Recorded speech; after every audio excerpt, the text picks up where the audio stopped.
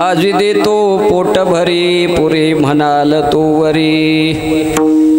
हळूहळू चाला कोणी कोणाशी न बोला, आज देतो पोट भरी पुरे म्हणाल तो वरी। तुका म्हणे सांडा घाटे तेने नका भरू पोटे, आज देतो पोट भरी पुरे म्हणाल तो वरी। पांडुरंगा करू प्रथम नमन, पांडुरंगा करू प्रथम नमन, पांडुरंगा करू प्रथम नमन, पांडुरंगा करू दुसरे चरण संतांची, दुसरे चरण संतांची, दुसरे चरण संतांची। कृपादाने कथेचा विस्तार, कृपादाने कथेचा विस्तार, कृपादाने कथेचा विस्तार, कृपादाने कथेचा विस्तार। बाबाजी सद्गुरुदास तुका, बाबाजी सद्गुरुदास तुका, बाबाजी सद्गुरुदास तुका। जयांशी केली स्मरण होई सकळ विद्यांची अधिकरण, तेच वंदो श्री चरण श्री गुरूंचे ते नमस्कारून आता। काय माझी वाणी मानेल संतांशी रंजवून चित्ताशी आपुलिया, माझी वाणी तुझे वरणे गुणनाम ऐसे दे प्रेम काही कळा। याल तरी यारे लागे अवघे माझ्या मागे मागे, आज देतो पोट भरी पुरे म्हणाल तो वरी। संत श्रेष्ठ सच्चिदानंद मूर्ती सकल संत कंठभूषण अनंत कृपा विभूषित भगवत पूज्यपा श्री तुकाराम महाराज प्रस्तुत कीर्तन रूपी सेवेकरिता निवडलेल्या अभंगातून भगवान श्रीकृष्ण परमात्म्याने गोकुळामध्ये जो बालगोपाळांना आनंद दिला, दह्या दुधाची चोरी करून दिला। चोरी करायला जात असताना परमात्म्याने बालगोपाळांना जी तयारी करायला सांगितली, ज्या सूचना दिल्या, ज्या नियमाचं पालन करण्याकरता सांगितलं, त्या नियमाचं चिंतन या अभंगात आहे। विठ्ठल विठ्ठल विठ्ठल विठ्ठल विठ्ठल विठ्ठल विठ्ठल।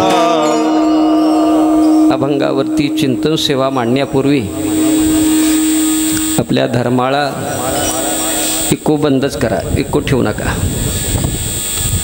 आपल्या धर्माळा या पुण्य पावन भूमीमध्ये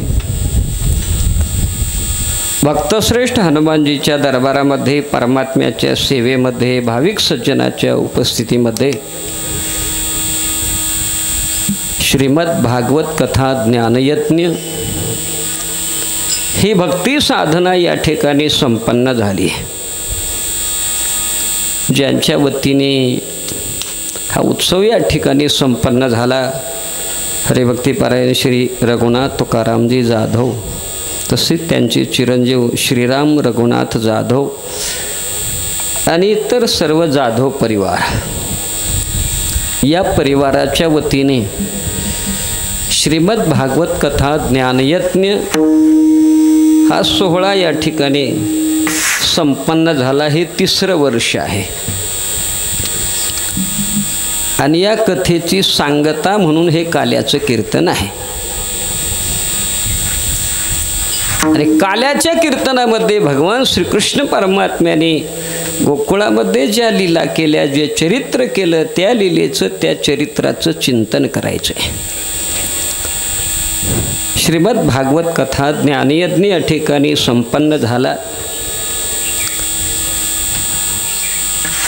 या मृत्यू लोकामध्ये मनुष्य जन्म प्राप्त झाल्यानंतर मनुष्य ज्यावेळा भावनेमध्ये समाविष्ट होतो, जीवन जगत असताना 3 गोष्टी जीवनामध्ये अत्यंत महत्त्वाच्या आहेत। 3 गोष्टींमध्ये जीवन हे विभागलेलं असतंय, ज्ञानामध्ये, क्रियेमध्ये आणि भावनेमध्ये। मनुष्य काही काळ ज्ञानामध्ये असतो, काही काळ क्रियेमध्ये असतो, तर काही काळ भावनेमध्ये असतो। अशा 3 गोष्टींमध्ये जीवन विभागलेलं आहे। भावना प्रत्येकाच्या ठिकाणी असतात। जीव म्हटलं की भावना आली, आणि या भावना 2 प्रकारच्या असतात। एक देहाला धरून असलेली भावना आणि दुसरी आत्म्याला धरून असलेली भावना। देहाला धरून असलेल्या भावना देह बदलला की त्या बदलल्या जातात. बालपणातल्या भावना वेगळ्या असतात, तारुण्यातल्या भावना वेगळ्या असतात, प्रौढावस्थेतल्या भावना वेगळ्या असतात, म्हातारपणातल्या भावना वेगळ्या असतात. पुरुष देहामध्ये असताना भावना वेगळ्या असतात, स्त्री देहातल्या भावना, देहाला धरून असलेल्या भावना वेगवेगळ्या असतात.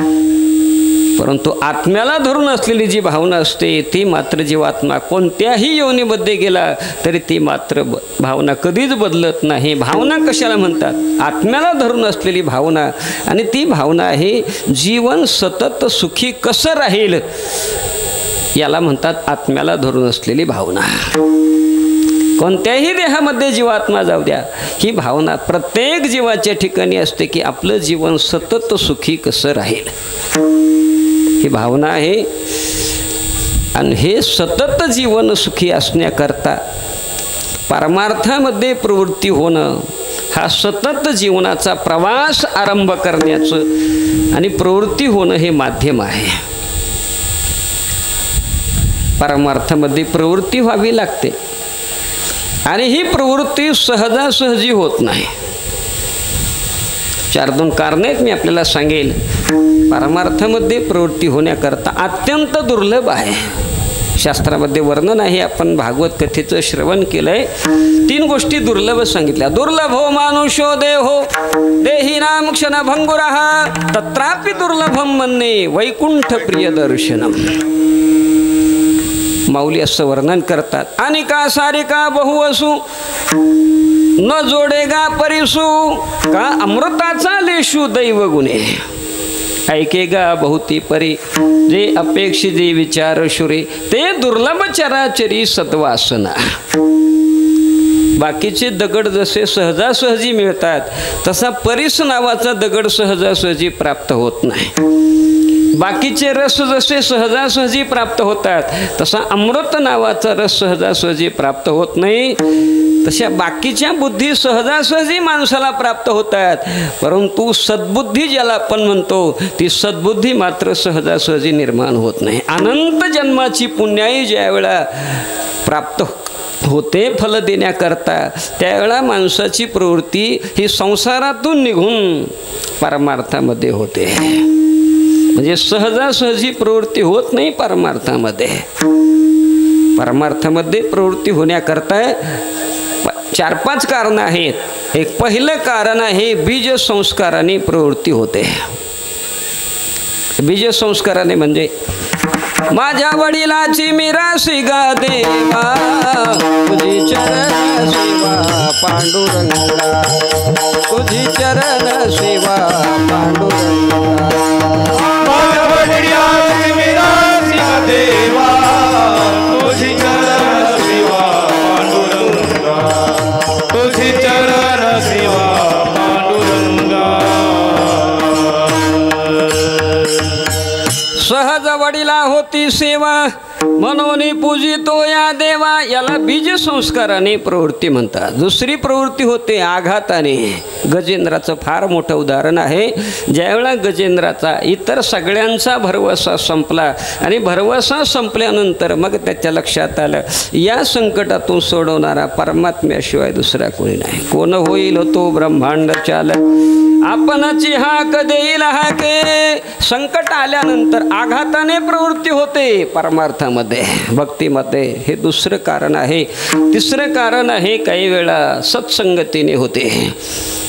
ज्या रामायणातून आपली भारतीय संस्कृती निर्माण झाली ते रामायण ज्या वाल्मिकी ऋषींनी लिहिलं त्यांचं पूर्वीचं नाव होतं रत्नाकर.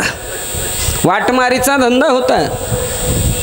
नारदांचं दर्शन झालं. शब्दाचं सामर्थ्य आणि शरीराचं सानिध्य त्याच्यामुळे परिणाम काय झाला? वाल्याचा वाल्मिकी झाला. केले रामायण रामाधी संगतीने सत्संग शिव धीर निर्नाम. सत्संगतीने प्रवृत्ती होते. मी सांगेन आपणाला जगाच्या इतिहासाकडे आपण जर पाहिलं पाठीमागे वळून तर संतांच्या संगतीमध्ये जेवढा समाज सुधारला गेला समाजाची प्रवृत्ती भक्ती मार्गामध्ये, परमार्थामध्ये, नीतीमध्ये, धर्मामध्ये, अध्यात्मामध्ये, भक्तीमध्ये झाली. सगळ्यात जास्त कोणामुळे झाली असेल तर ती संतांच्या संगतीमुळे झाली. भागवतामध्ये 11व्या स्कंदामध्ये भगवान परमात्म्याने उद्धवाला सत्संगाचा महिमा सांगितलाय. सत्संगेने ही दैतेया या तुधाना खगा मृगा गंधर्वाप्सरसो नागा सिद्धशारण गुह्यकः विद्याधरा मनुष्येषु वैश्या शूद्रा स्त्रियोंत्यजा रजत तम प्रकृती तस्मिन् तस्मिन् युगे नघ बहवो मत्पदम प्राप्ता त्वाष्ट्रकाया धवादया. वृषपर्व बलिर्बालो मयश्चात विभीषण सुग्रीव हनुमान नृक्षो गजो गृधो वनिकपथ ते नाधीत श्रुतिगणा नोपासित महत्तमाः अवरत्ना तप्त तपसान् सत्संगान् मामुपागता. 5 श्लोकामध्ये संतांचा महिमा सांगितलं. माणसं तर उद्धरून गेलीच गेली, परंतु जे अत्यंत तमोगुणी प्रकृतीला प्राप्त झालेले आहेत, रजोगुणी प्रकृतीला प्राप्त झालेले आहेत, असेही तमोगुणी आणि रजोगुणी संतांच्या संगतीमध्ये उद्धरून गेले. माझा बोलण्याचा मुद्दा इथे आहे, संतांच्या संगतीने प्रवृत्ती होते. हे 3रं कारण आहे. 4थं आहे उपदेशाने प्रवृत्ती होते. फार मोठ्याचं उदाहरण मी आपल्याला सांगेल. आपल्या भारत देशाची फाळणी झालेली नव्हती. लाहोर हे शहर आपल्या हिंदुस्थानामध्ये होतं त्यावेळा.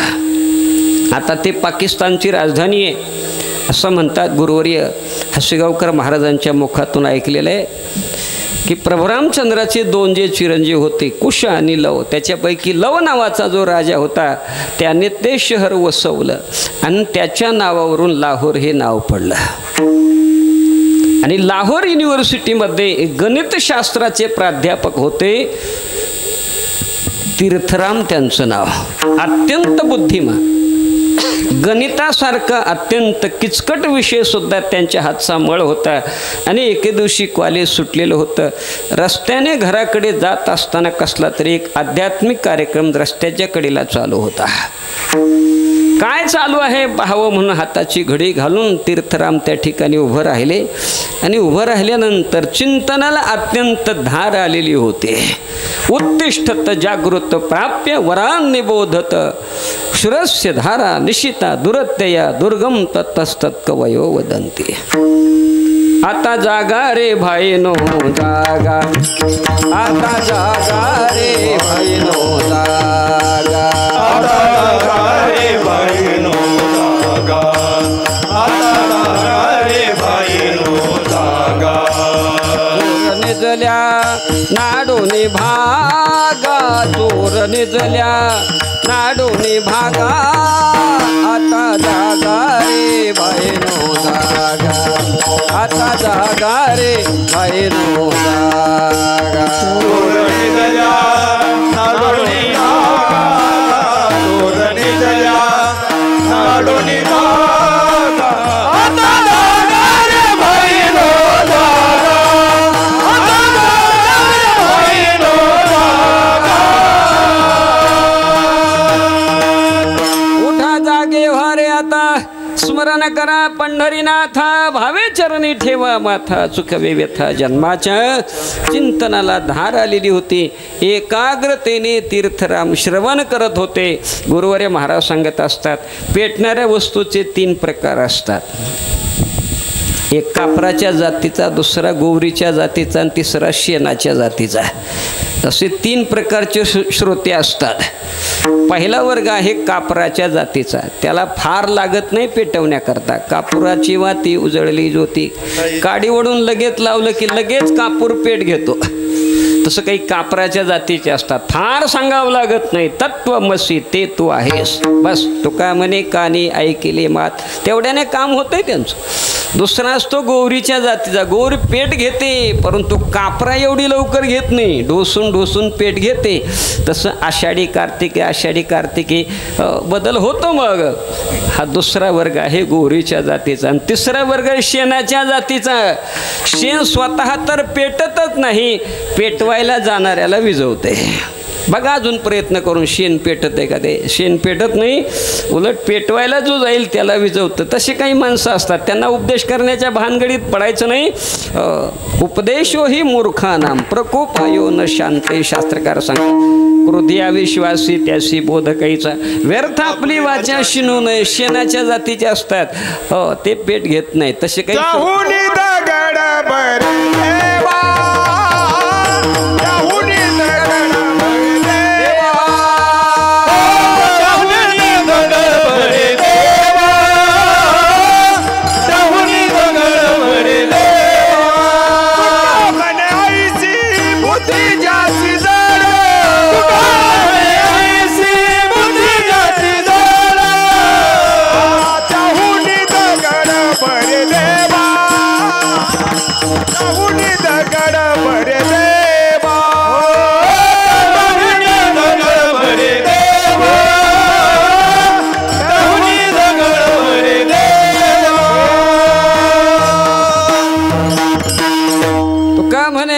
बुद्धी ज्याची जड त्याहुनी दगड बरे देवा. शेणाच्या जातीचे त्यांना जर म्हटलं बाबा एकादशी करावी, ते म्हणतात काय होतं एकादशी केल्यावर?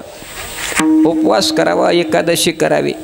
काय होतं एकादशी केल्यावर? अरे देव भेटतो. एकादशी केल्यानंतर परमात्मा प्रसन्न होतो, देव भेटतो. असं जर म्हटलं, ते म्हणतात दुष्काळात मग सगळ्यांनाच मिळत असेल का? दुष्काळात सगळेच उपाशी असतात ना. शिकवणाऱ्याला असं शिकवत असतात. तीर्थराम हे कापराच्या जातीचे होते. थोडा वेळच ऐकलं प्रवचन, ते व्याख्यान ऐकल्यानंतर बदल झाला. आतापर्यंत आयुष्य माझं फुकट गेलं. नाशिवंताच्या पाठीमागे धावलो, आता नाही धावणार. आता मी न पडे सायाशी, संसार दुःखाचे राशी. शरण घेणं संतांशी, ठाव पायापाशी मागेल. कॉलेजमध्ये आले, राजीनामा दिला, नोकरीचा राजीनामा दिला, संन्यास घेतला. संन्यास घेत असताना शेंडी काढावी लागते, जानवं तोडावं लागते, नाव बदलावं लागते. शेंडी काढली, जानवं तोडलं, नाव बदललं. पूर्वीचं नाव होतं तीर्थराम, ते उलटं केलं, रामतीर्थ केलं. हिमालयामध्ये गेले, तपश्चर्या केली, भगवान परमात्मा प्रसन्न झाले. रामतीर्थ काय हवंय तुम्हाला? रामतीर्थ म्हणता, देवा तेरे भावे जो करो भलो बुरो संसार है, राजी हम उसमें जिसमें तेरी रंजा है. जीता रखे हरिया तन से शीर उतारे है, राजी हम उसमें जिसमें तेरी रंजा है. देवा तुला मला जसं ठेवायचंय तसं ठेव, तुझं कळेल ते करी. तारी सितरी तारी मारी, जवळी अथवा दुरी धरी घाली, संसारी अथवा नको. हा चौथा प्रकार आहे. उपदेशाने प्रवृत्ती होते. थोडा वेळच चिंतन ऐकलं, प्रवृत्ती झाली परमार्थाच्या मार्गामध्ये. आणि पाचवा एक प्रकार आहे, ज्यावेळा पूर्वजन्मातली पुण्याई या जन्मामध्ये ती फल देण्याकरता उभी राहते. प्राप्तीचा काळ येतो. कारण पूर्वजन्मामध्ये काही वेळा साधना जरी केलेली असली तरी प्राप्ती झालेली नसते, फळ प्राप्त झालेलं नसते. अनेक उदाहरण मी आपल्याला सांगेल. प्राप्ती झालेली नसते फळाची, साधना मात्र घडलेली असते, परंतु प्राप्ती झालेली नसते. ते मागच्या जन्मातलं पुण्य या जन्मामध्ये कालांतराने त्याला उदित अवस्था प्राप्त होते. उदित काळ येतो. तो काय म्हणे, नाही चालत तातडी प्राप्त काळ घडी आल्या विना. फार मोठ्याचं उदाहरण आहे, आपण भागवतामध्ये श्रवण केलंय. पिंगला नावाची वेश्या पूर्वजन्मामध्ये साधना घडली होती तिच्या जीवनामध्ये. ज्यावेळा एका श्रीमंताची मुलगी होती, ती लग्नाच्या वयाला आल्यानंतर वडिलांनी लग्नाचा विचार मांडल्यानंतर तिने सांगितलं, बाबा मला लग्न करायचं नाही, मला देवाची भक्ती करायची आहे.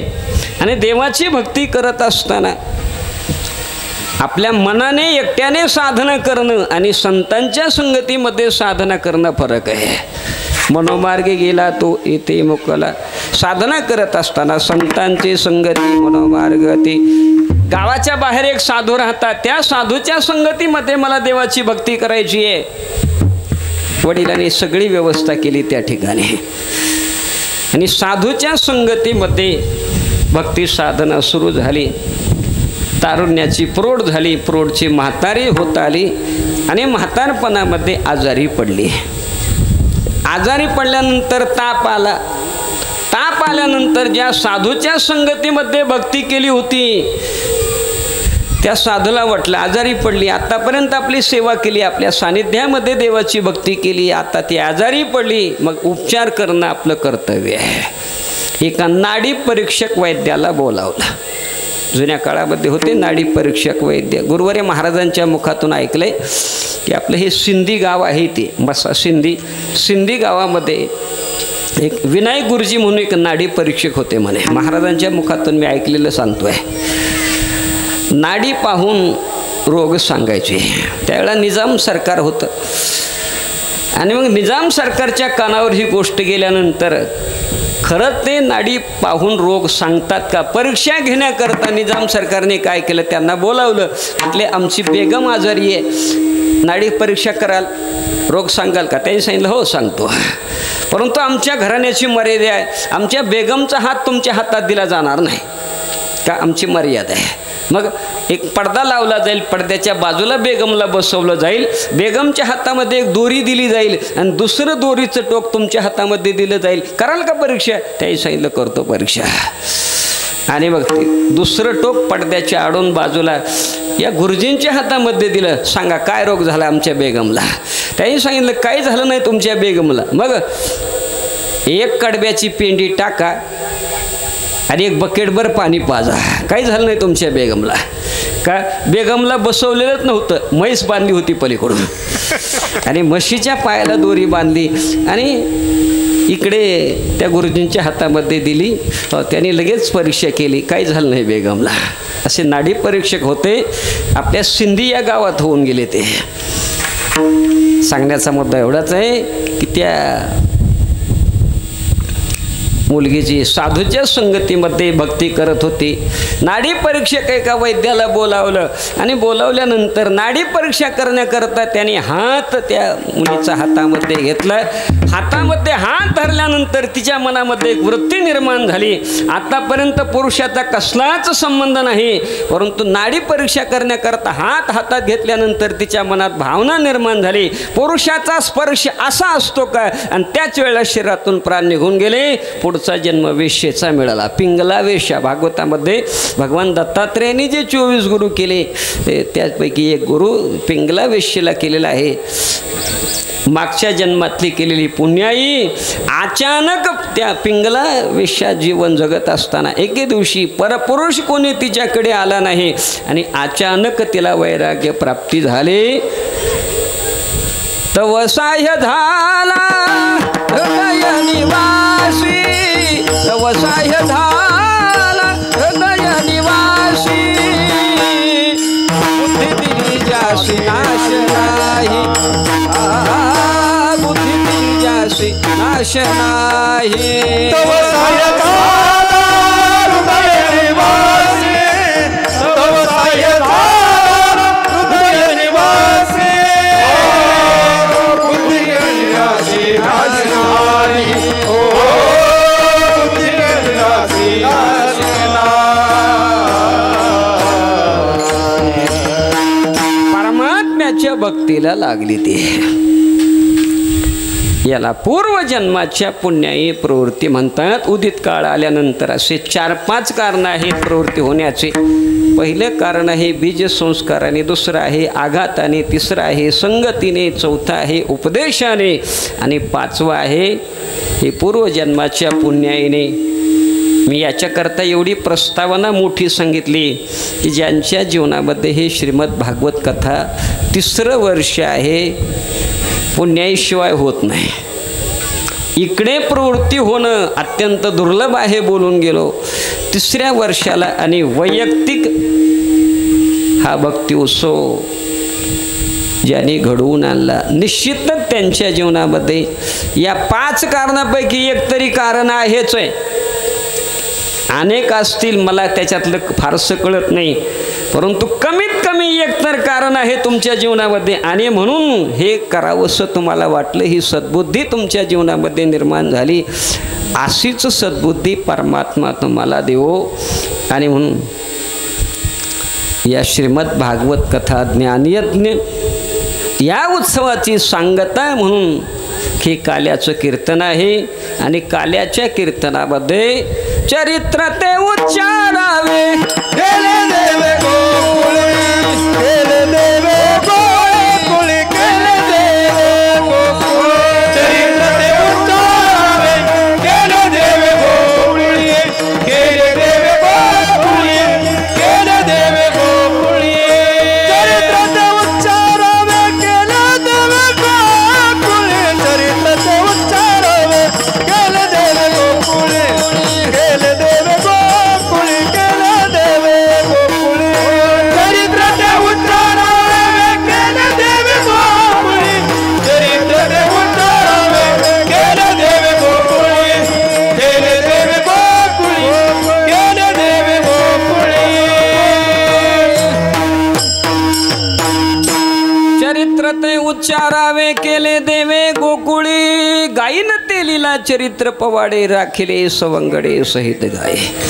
गोकुळामध्ये जे चरित्र परमात्म्याने केलं याचा अर्थ कृष्ण परमात्म्याचं चरित्र केवळ गोकुळामध्येच आहे असं नाही. 125 वर्ष परमात्मा या धर्तीवरती राहिले. या 125 वर्षापैकी 11 वर्ष परमात्म्याची लीला गोकुळामध्ये झाली, 14 वर्ष मथुरेमध्ये आणि 100 वर्ष द्वारकेमध्ये. आणि असं 3 ठिकाणी परमात्म्याचं चरित्र आहे. आणि कुरुक्षेत्रावरती सुद्धा परमात्म्याचं चरित्र आहे. परंतु या बाकीच्या ठिकाणच्या चरित्राचं चिंतन नाही, केवळ गोकुळामध्ये परमात्म्याचं जे 11 वर्ष परमात्म्याने लीला केली त्या लीलीचं केवळ चिंतन करायचंय, उच्चार करायचा आहे. आचार करण्याच्या भानगडीत पडायचं नाही. न देव चरितम चरेत.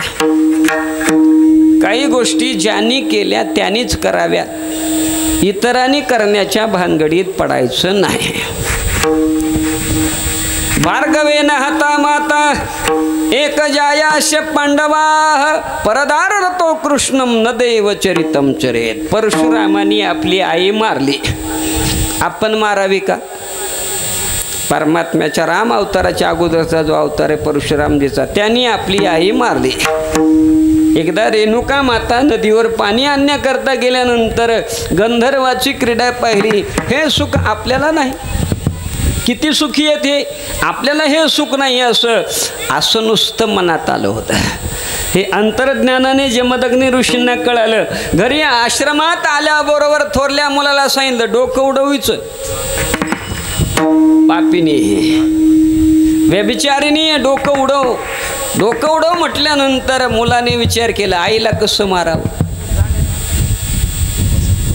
आईला कसं मारावं. सर्व तीर्थमयी माता सर्व देव मया पिता मातरम पितरम तस्मात सर्व यत्नेन पूजे. सगळं तीर्थाची धुरे जी एका माता पितरे, आईला कसं मारावं. आईचा सगळ्यात मोठा अधिकार आहे, देवापेक्षा सुद्धा. सांगेन मी आपल्याला, मुलाने जर संन्यास घेतला तर संन्यास घेतल्यानंतर त्या मुलाने बापाच्या पायाला पडायचं नाही. मुलानेच बापाच्या पाया पडायचं. आपलं बापाने मुलाच्या पाया पडायचं. पित्याने तो ऐसा वंदावा कुमार जयाचे अंतरी देव वसे. बापाने मुलाच्या पाया पडायचं मुलाने जर संन्यास घेतला तर. असा संन्यासी मंदिरामध्ये जर गेला दर्शनाला देवाच्या, त्याने डोकं टेकवायचं नाही देवाच्या पुढे. मग हातात जो दंड असतो तो दंड नुसता असा उभा करायचा, देवाला दाखवायचा, झालं त्याचं दर्शन. देवापेक्षा सुद्धा संन्यासी मोठा, वडिलांपेक्षा सुद्धा संन्यासी मोठा. परंतु असा जरी संन्यासी मुलगा असला, आईच्या समोर आल्यानंतर आईच्या पायावर डोकं ठेवून त्याने दर्शन घ्यायचं, कारण संन्याशापेक्षा आई मोठी असते. आणि अशा आईचा आपण वध कसा करावा. ऐकलं नाही, जमदग्नी ऋषीचं ऐकलं नाही, नाही वध केला, शाप दिला मरून पडशील. दुसऱ्या मुलाला आज्ञा केली, त्याने ऐकलं नाही. तिसऱ्याला आज्ञा केली, त्याने ऐकलं नाही. तीनही मुलांना शाप दिला, मरून पडले. चौथे परशुरामजी होते, त्यांना आज्ञा केली, राम पापीने हिचं डोकं उडवलं. परशुरामाने विचार केला, आपल्या वडिलांच्या आज्ञेचं पालन आपण जर नाही केलं तर आपल्या भावाची जी गत झाली ती आपली होणार आहे, आपल्याला सुद्धा मरावं लागणार आहे. काही माणसं दुसऱ्याच्या अनुभवावरून शहाणे होत असतात. आपल्याच अनुभवावरून शहाणं होण्या एवढं आपलं जीवन तेवढं लांबणीचं नसतंय. काही गोष्टी आपल्याच अनुभवातून आपण शिकाव्यात, परंतु दुसऱ्याच्या अनुभवातून सुद्धा काही शिकाव्यात. काही माणसं दुसऱ्याच्या अनुभवावरून शहाणे होतात. एक सिंह, गाढव आणि कोल्हा तिघांनी मिळून शिकार केली. सिंहाने गाढवाला सांगितलं वाटण्या कर, कारण आपण तिघे हिस्सेदार आहेत, वाटण्या कर. मग गाढवाने त्या शिकारीचे 3 समान हिस्से केले. महाराजांना कोणता घ्यायचा तो घ्यावा असं म्हटल्यानंतर त्या सिंहाला राग आला आणि त्याने त्या गाढवाला मारूनच टाकलं. आता राहिला कोल्हा. कोल्याला सांगितलं आता तू वाटण्या कर. कोल्हा हुशार, त्याने काय केलं, त्या शिकारीचा एक मोठा हिस्सा तयार केला आणि एक असा छोटा केला, कारण आता 2च हिस्से करायचे आहेत. एक छोटा हिस्सा तयार केला, एक मोठा केला आणि सांगितलं महाराजांना कोणता घ्यायचा तो घ्यावा. सिंहाने त्याला विचारलं कोल्याला, अरे तुला अशा वाटण्या करायला कोणी शिकवलं? त्याही सांगितलं त्या मेलेल्या गाढवाने, त्याने शिकवलं ना मला. मी जर आशा केल्या नसत्या तर त्याची जी गत झाली तीच माझी झाली असती. त्याला मरावं लागलं, मला सुद्धा मरावं लागलं असतं. दुसऱ्याच्या अनुभवावरून शहाणे होत असतात. आणि परशुरामाने काही विचार न करता लगेच आईचं डोकं उडवलं. डोकं उडवल्यानंतर जमदग्नी प्रसन्न झाले. वा पुत्र असावा तर असा. रामा, माझ्या आज्ञेचं तंतोतंत पालन केलंस तू, मी प्रसन्न आहे तुझ्यावर, काय मागायचं ते माग. रामाने सांगितलं दुसरं काही नको, माझे 3 भाऊ मेलेत, आई एक मेली, या चौघांना जिवंत करा बस एवढं द्या. पुन्हा जिवंत केला. मारलं परशुरामाने. जिवंत करण्याचं सामर्थ्य होतं त्यांच्यात, मारलं त्यांनी. आपल्यात आहे का? आपण मारू परंतु जिवंत करण्याचं सामर्थ्य आपल्यात नाही. काही माणसं म्हणतील आम्ही मारणार नाही, परंतु अनाथ आश्रमात नेऊन घालू, वृद्धाश्रमात गुराढोरासारखं. असा ह्या अवस्थेमध्ये भारतीय संस्कृतीला लागलेला कलंक आहे हा. जगाच्या इतिहासामध्ये भारतीय संस्कृती आदर्शभूत संस्कृती आहे आणि म्हणून जगातल्या सगळ्याच माणसांनी आपल्या उत्कृष्ट चरित्राचं शिक्षण जर घ्यायचं असेल ते भारतीय संस्कृतीमध्ये येऊन घ्यावं, अशी आदर्शभूत संस्कृती आहे. एतद्देश प्रसूतस्य सकाशादग्रजन्मनः सोमसोम चरित्रम शिक्षेरम पृथ्व्याम सर्व मानव. पृथ्वीवरच्या सगळ्या माणसांनी आपल्या उत्कृष्ट चरित्राचं शिक्षण घेण्याकरता भारतीय संस्कृतीमध्ये यावं, अशी ही संस्कृती आहे. आणि त्याच संस्कृतीमध्ये गुराढोरासारखं आईवडिलांना अनाथ आश्रमात, वृद्धाश्रमात जमा करणं ही लाजिरवाणी गोष्ट आहे. भारतीय संस्कृतीचा हा कलंक आहे. आणि आपली संस्कृती पूर्ववत कधी झाली असं समजावं ज्यावेळा हे सगळे वृद्धाश्रम बंद पडले जातील. त्यावेळा जेवढे जेवढे वाढत राहतील तेवढं तेवढं आपण पतनाकडे चाललेलो आहोत. हे वृद्धाश्रम बंद पडल्यानंतर मग आपण प्रगती काहीतरी केली असं समजायला हरकत नाही. सांगण्याचा माझा मुद्दा एवढा आहे, परशुरामाने आई मारली, आपण मारायची नाही. एक जायाश्य पांडवा, 5 पांडवामध्ये एक बायको होती द्रौपदी, त्यांनीच केलं, आपण करायचं नाही. परदार रतो कृष्णम न देव चरितम चरित. भगवान श्रीकृष्ण परमात्म्याने 16,108 बायका केल्या, हे त्यांनीच करावं, तुम्ही आम्ही करण्याच्या भानगडीत पडायचं नाही. काही माणसं म्हणतील आम्हाला देवाच्या चरित्राचा आचार करायचा आहे कृष्ण परमात्म्याच्या. मग आमच्या देवाने जर 16,108 बायका केल्या तर आम्हाला 4-5 करायला कुठं बिघडलं? आम्हाला आचार करायचा आहे. परंतु माणसाचा स्वभाव कसा असतो, आपल्याला जेवढं अनुकूल आहे तेवढं घ्यायचं आणि प्रतिकूल आहे ते सोडून द्यायचं. मग कृष्ण परमात्म्याच्या चरित्राचा आचारच करायचा तर सगळ्या चरित्राचा करा ना. अनुकूल आहे तेवढं नाही घ्यायचं, सगळ्यात करा ना.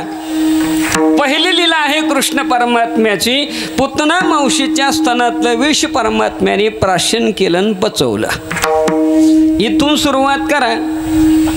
एखादा एंडो सल्फानचा 1 लिटरचा डबा प्या. व महाराज म्हणालेत म्हणून पितान बरं का, पिऊ नका. आणि दवाखान्यात न जाता जर वाचलात तर मग 4-2 बायका करा. शक्य आहे का ते? नाही शक्य. त्यानेच करावं. आणि म्हणून कृष्ण चरित्र कळण्याकरता अनाकलनीय आहे. अरे म्हणून ते आचार करायचा नाही, केवळ उच्चार करायचा आहे. उच्चाराचं खूप मोठं फळ आहे. पवित्र होईन चरित्र उच्चारे, रूपाच्या आधारे गोजरिया, रूपाच्या आधारे गोजरिया.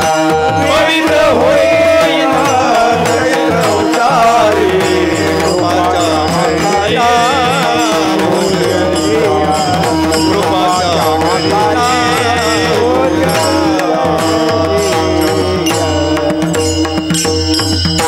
पवित्र होईन चरित्र उच्चारे, रूपाच्या आधारे गोजरिया. एत देव देवस्य विष्णु जन्मानि कर्मचा, कीर्तयेत श्रद्धया मर्त्य सर्व पापये प्रमुच्यते. हे भागवतामध्ये हे वर्णन आहे. श्रद्धायुक्त अंतकरणाने कीर्तयेत श्रद्धया मर्त्य, ह्या मनुष्याने श्रद्धायुक्त अंतकरणाने श्रवण केल्यानंतर चिंतन केल्यानंतर या लीलेच सर्व पापये प्रमुच्यते. सगळ्या पापातून सगळ्या दोषातून तो मनुष्य मुक्त होतो. याच्याकरता पवित्र होण्याकरता, जीवन निष्पाप होण्याकरता कृष्ण परमात्म्याच्या या लीलेचं श्रद्धायुक्त अंतकरणाने चिंतन करायचे. परमात्म्याचे अनंत अवतार आतापर्यंत झाले. अनंत अवतार जरी झाले असले, अवताराचे प्रकार 6 आहेत. अंश अवतार, अंशांश अवतार, कला अवतार, आवेश अवतार, पूर्ण अवतार आणि परिपूर्णतम अवतार. कृष्ण अवतार परिपूर्णतम अवतार आहे. परिपूर्णतम साक्षात श्रीकृष्णो नान्य वही एक कार्यार्थम आगत्यम कोटी कार्यम चकारः. एका कामा करता येतो परंतु कोट्यावधी काम करून जातो. याला परिपूर्णतम अवतार म्हणतात. आणि हा परमात्म्याचा जो अवतार आहे, परमात्म्याच्या सर्वच अवताराचे सर्वसाधारण शास्त्रामध्ये 3 कारणं आहेत. यदा यदा हि धर्मस्य ग्लानिर्भवति भारत. धर्माचं रक्षण, दुष्टाचा संहार आणि सज्जनाचा भक्तांचा सांभाळ, या 3 कामाकरता परमात्मा युगायुगामध्ये अवतार घेतात. कृष्ण अवताराचे हे 3 कारणं तर आहेतच, हे परंतु हे 3 कारणं गौण आहेत. एक वेगळं महत्त्वाचं कारण आहे. कृष्ण परमात्म्याच्या अवताराचं कोणतं वेगळं कारण आहे? ऋण फेडावया अवतार केला. ऋण फेडावया अवतार केला.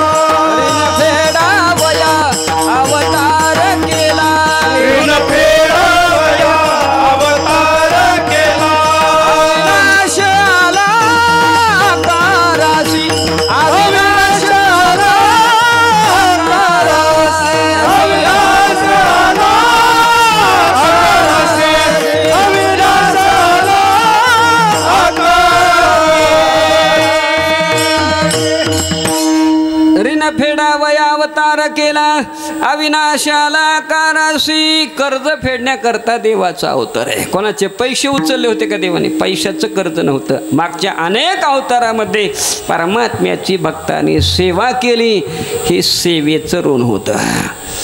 परमात्मा कोणाचं ऋण ठेवत नाही. मोठी माणसं कोणाचं ऋण ठेवत नसतात. म्हणजे भक्ताचं ऋण होतं आणि ते ऋण फेडण्याकरता परमात्म्याने अवतार घेतला. 2 प्रकारचे भक्त होते देवाचे. एक गोपिका होत्या आणि दुसरे गोपाळ होते. मागच्या अवतारामध्ये देवाला आपलं सुख आपल्या भक्तांना देता आलं नाही. राम अवताराचं घ्या ना, एवढं कार्य प्रभू रामचंद्राचं वानराने केलं. काय दिलं हो प्रभू रामचंद्राने? पगार दिला का काही वानरांना? अहो पगाराचं सोडून द्या, खाण्याकरता तरी काही दिलं का? झाडाचा पाला खायचा, फळं खायचे आणि प्रभू रामचंद्राचं कार्य करायचं. हे मागच्या अवतारातलं भक्ताचं ऋण देवावरती होतं आणि ते ऋण फेडण्याकरता आपलं भक्ती प्रेम सुख आपल्या भक्तांना देण्याकरता परमात्म्याचा अवतार आहे. आणि या अवतारामध्ये सगळ्यांनी परमात्म्याचं सुख भोगलं, सगळ्यांना ते मिळालं आणि सगळ्यांनी देवाचं सुख भोगलं. गोकुळच्या गवळिया गोकुळच्या गवळिया गोकुळच्या गवळिया गोकुळच्या गवळिया गोकुळच्या गवळिया गोकुळच्या गवळिया गोकुळच्या गवळिया गोधना सकळा हरिसुख फावले रे गोपी गोधना सकळा हरिसुख फावले रे गोकुळना सकळा हरिरूप पावले गोकुळना सकळा हरिरूप पावले सुख ते अमुप लुटिले सकळी गोपाळ गवळणी धनीवरी सगळ्यांना परमात्म्याने आपलं सुख दिलं गोपिकांना जे दिलं ते रास क्रीडेच्या प्रसंगामध्ये दिलं आणि गोपाळांना जे सुख दिलं दह्या दुधाची चोरी करून आणि काल्याच्या माध्यमातून दिलं परमात्मा सुख देण्याकरता कंसाच्या बंदिशाळेमध्ये प्रगट झाले तिथून गोकुळामध्ये आले आल्यानंतर जन्मोत्सव साजरा केला तिथे जी जन्माला आलेली माया होती ती रातोरात मथुरेमध्ये वसुदेवाने घेऊन गेले आणि तिथे मायेला नेऊन ठेवल्याबरोबर मायाने रडायला सुरुवात केली रडे माया करिया कांत नामा म्हणे उठती दूत कंसाचे सेवक जागे झाले राजाला जाऊन सांगितलं राजा तू ज्याची वाट पाहतो ना तुझा 8वा कर्दन काळ शत्रू तुझा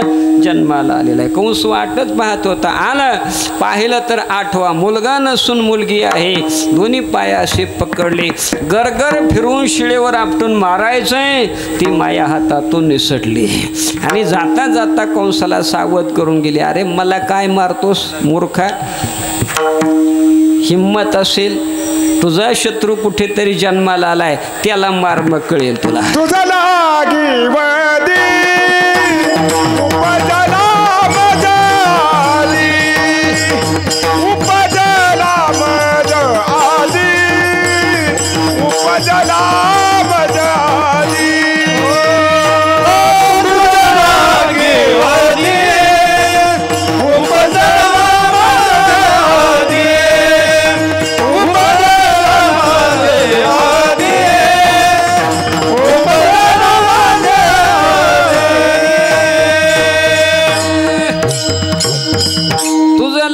वधी उपजला मजाधी माझ्या अगोदर कुठेतरी जन्माला आलाय त्याला मार मग कळेल तुला जाता जाता अष्टभुजा देवीच्या रूपाने प्रगट झाली कंसाला सावध करून गेली गेल्यानंतर कंसाने तातडीची आपल्या मंत्रिमंडळाची बैठक बोलावली आणि प्रस्ताव समोर मांडला माझा शत्रू कुठेतरी जन्माला आलाय त्याचा शोध घ्यायचा आणि मारायचं कोण मारणार कोण हा विडा उचलणार एवढ्यात एक राक्षसीन पुढे आली पूतना म्हणजे जी पवित्र नाही ती दुसरा अर्थ आहे जिला मुलगा नाही ती पुतनेने विडा उचलला राजा चिंता करण्याची काय गरज आहे 3 वर्षाच्या आतलं जे बालक जन्माला आलेले त्याला शिशु म्हणतात आणि 3 वर्षाच्या आतल्या बालकाला मारण्याकरता मोठ्या एखाद्या वीराची नियुक्ती करण्याची काय गरज आहे अहो हे काम तर बाई माणसाचं आहे छोट्या बालकाला मारण्याकरता मोठ्या वीराची नियुक्ती करण्याची काही गरज नाही अहो कांद्याला बिस्मिल्ला खान काय करायचं आहे बुक्कीने फुटतो ना हे काम तर मी करते विडा उचलला सुंदर वेश धारण केलं स्तनामध्ये विष भरलं आणि मथुरेच्या भोवती असलेल्या खेड्यापाड्यामध्ये जाऊन पुतणीने जायचं मुलाला उचलून घ्यायचं विष भरलेलं स्तन त्या मुलाच्या तोंडात दिल्याबरोबर एखादा घोट त्याने प्यायचा केलं की डोळे पांढरे करायचे असे अनेक मुलं मारत मारत ती पुतना निघाली पुतणीला कोणाच्याही घरामध्ये जाण्याकरता परवानगीची गरजच नव्हती का तिने वेशच एवढा सुंदर घेतला होता की पाहणाऱ्याला वाटायचं जणू काही लक्ष्मीच आमच्या घरी आली आता लक्ष्मी येणार नाही आली तर कोण तिला येऊ नको म्हणेल आपल्याकडे आली तर लक्ष्मी जर आली तर येऊ नका म्हणू का आपण लक्ष्मीचं तर केवढं आकर्षण आहे माणसाच्या जीवनामध्ये मोठ्या माणसाकडे असेल याच्यात नवल नाही लहान बालक असू द्या त्याच्या जीवनात सुद्धा लक्ष्मीचं आकर्षण आहे. आपला मुलगा जेवढा सुंदर दिसेल सगळ्यात आनंद आईला असतो. मग आई काय करते, त्याला स्नान घालते, भारी कपडे घालते, त्याला गंध लावते, पावडर लावते आणि सगळ्यात शेवटी त्याच्या डोळ्यात काजळ घालते. जुन्या काळात काजळ घातलं जायचं, आता नाही का.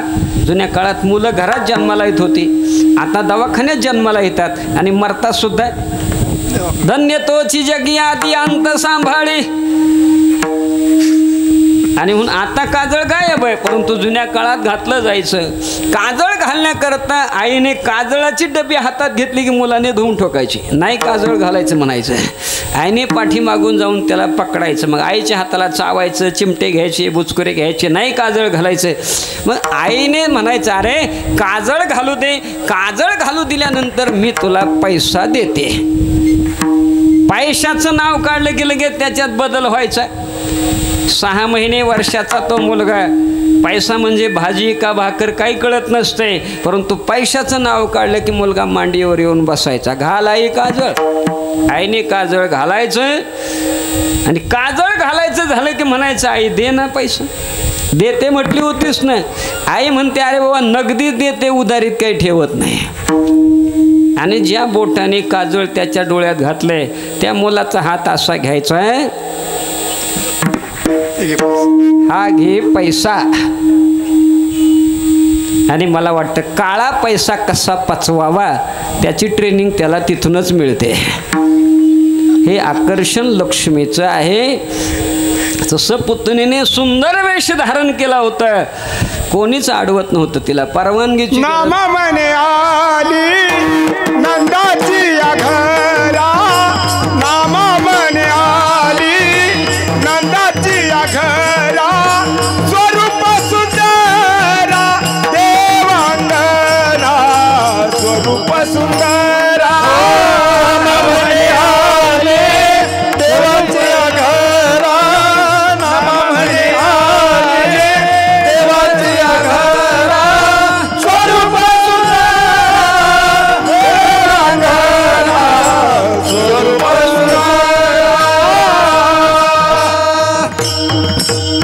नामा म्हणे आली नंदाची घरा. स्वरूप सुंदरा देवांगना. अशी मुलं मारत मारत गोकुळामध्ये आली, नंदबाबाच्या राजवाड्यामध्ये आले आणि यशोदा मातेच्या जवळ येऊन म्हणते दीदी. नातं जोडलं बरं का तिने बहिणीचं. तिला काम करायचं होतं ना. दीदी तुला मुलगा झाला, जन्मोत्सव साजरा केला, परंतु त्या उत्सवाला तू मला बोलावलं नाहीस, विसरलीस तू मला. व्यवहारात माणसं जे बोलतात ते खरंच आहे म्हटली, खोटं नाही. कोणतं? मोठी माणसं आपल्या गरीब नातेवाईकाला विसरत असतात. श्रीमंत माणसं, मोठी माणसं गरीब नातेवाईकाला विसरतात. अगं पहिली तू नंदराजाची पत्नी, धनधान्याने संपन्न, वैभव आहे तुझ्याकडे, फक्त मुलगा नव्हता, मुलगाही आता देवाने तुला दिला आणि म्हणून तू मला विसरलीस. परंतु मी नाही तुला विसरले. तुला मुलगा झाल्याचं कळालं, आले त्याला पाहण्याकरता. कुठेही आला, परमात्मा झोपले होते. यशोदा माता म्हणते थांब, झोपलाय तो. परमात्मा विचार करतात, पहिलं ग्राहक आले, आपला अवतार काय झोपण्याकरता झालाय का? पुढेही बहुत करणे आहे, विलंब लावायला नको. परमात्मा पाळण्यामध्ये रडायला लागले. पुतना जवळ गेली, उचलून घेतलं, विष भरलेलं असताना परमात्म्याच्या मुखामध्ये दिलं. परमात्म्याने डोळे झाकून तिच्या स्तनातलं विष ओढलं.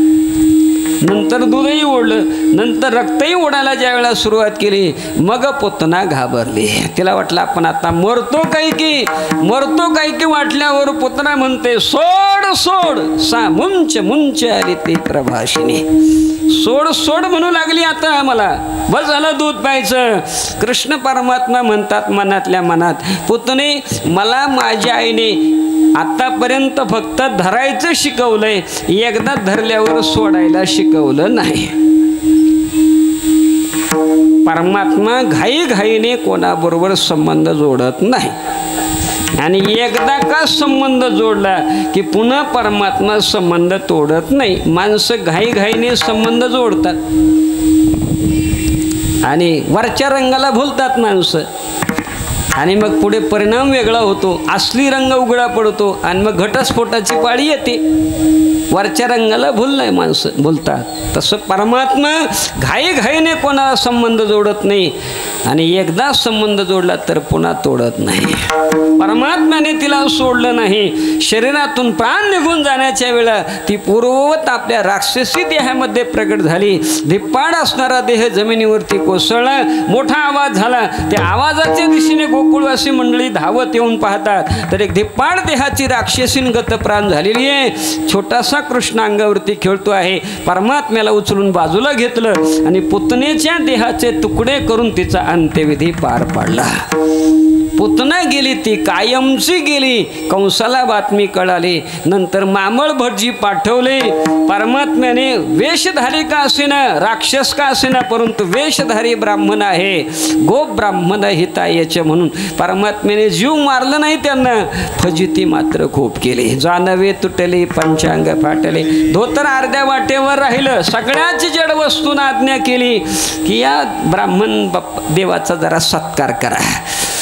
जिथे जागा सापडेल तिथे त्या घरातल्या वस्तू यायच्या आणि मारायच्या. कसं तरी पळत गेले दरबारामध्ये कंसाच्या. धोतर अर्ध्या वाटेवर राहिलं. राजाने विचारलं, काय झालं देव बाप्पा, काय झालं? म्हणजे माझ्या शरीराकडे पाहिल्यानंतर लक्षात येत नाही का तुमच्या काय झालं असेल ते? वैरी अत्यंत बलवान आहे राजा सावध. आणि मग अनेक दैत्य परमात्म्याला मारण्याकरता पाठवले. ते सगळेच्या सगळे परमात्म्याने मारले. कपट्या मामळ भटा दिले पिढीदान, शोषिले पुतना विषे बाजू आली स्तन, उखळी बांधिता उपटिले विमला अर्जुन, भक्षोनी मृत्तिका वदनी दाविली भुवने वो. ऐसा गोळणी त्या बोलती परस्परी. आणि परमात्मा थोडेसे मोठे झाले आणि मोठे झाल्यानंतर परमात्म्याने रांगत रंगणी चोरित लोणे, रांगत रंगणे चोरित लोणे, धावून धरिते गवळणी, धावून धरिते गवळणी, बांधित चरणे देती गाणी, बांधित चरणे देती गाणी, यशोदे साधनी, यशोदे साधनी, ऐ दूध बक्षुने कमाल नेले, नवल केले साधनी, कृष्ण आळवा आळवा करतली माते दावा, कृष्ण आळवा आळवा कमाल नेले, नवल केले साधनी, कृष्ण आळवा आळवा करतली माते दावा, कृष्ण आळवा आळवा. रांगत रंगणी चोरीत लोणी, ही लीला परमात्म्याने आरंभली. आपल्या आपल्या वयाची सवंगडी जमा केली. पेंड्या, सुदाम्या, वाकड्या, वडज्या, बोबड्या, मधोमंगल हे सगळे सवंगडी जमा केले आणि प्रत्येकाला विचारलं, अरे तुमच्याकडे काही दही दूध आहे का नाही घरी? कोणी सांगितलं आहे 15 लिटर आहे, कोणाकडे 20 लिटर आहे, कोणाकडे 25 आहे, कोणाकडे 27 आहे, कोणाकडे 30 आहे, कोणाकडे 50 लिटर आहे, कोणाकडे 100 लिटर. एवढं दही दूध तुमच्याकडे.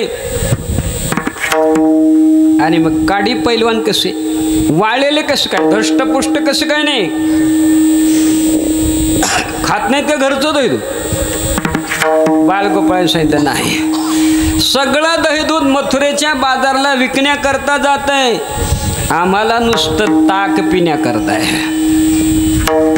ज्याच्यात सार नसते त्याला ताक म्हणतात, ज्याच्यात ताकद नसते त्याला ताक म्हणतात. ताक पिऊन कधी हिंद केसरी होतो का? ज्यावेळेला दुसरं काहीच पचत नाही त्यावेळेला डॉक्टर काय म्हणतात, आता प्या ताक. असं ते ताकद नसलेलं ताक. ताक पिऊन आम्ही असे रोडके आहोत.